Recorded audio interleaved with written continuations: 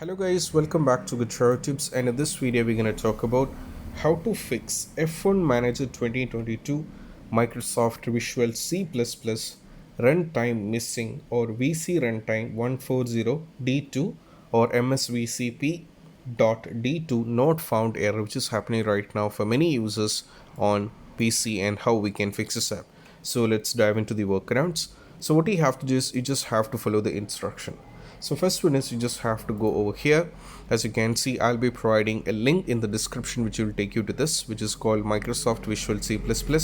From here you just have to scroll down, and from here you have to download both for 86 and both for 64. So click on this one and click on this one. So right now, as you can see, both the files are being successfully getting downloaded.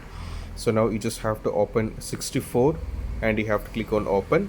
Now you just have to go for run, and you will be getting two options. Either you will be getting repair option, so that go for repair, which means it is already there in your PC, and if you get install option, which means you are for the first time installing, so go for repair.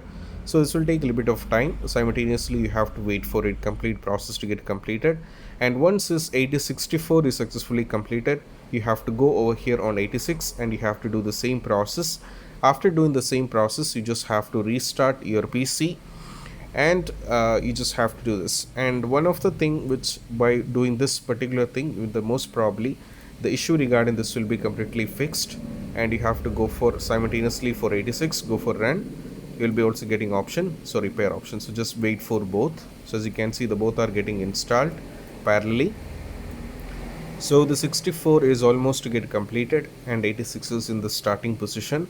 And now as you can see, once both the files are successfully completed, what you have to do is you just have to do a restart on your PC, and now it is done. They're asking for a restart, so this will also ask for a restart. You have to do a restart, and once you're done with the restart, you just have to go back to the Steam and you have to try to play, and most probably the issue will be completely fixed.